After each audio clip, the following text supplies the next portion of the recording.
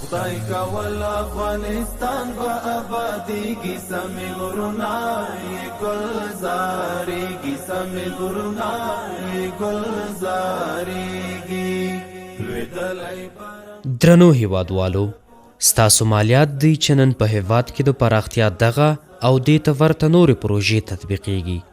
نو پر وخت د مالیې په ورکړې سره د هیواد د آبادۍ ملاتړ وکړئ.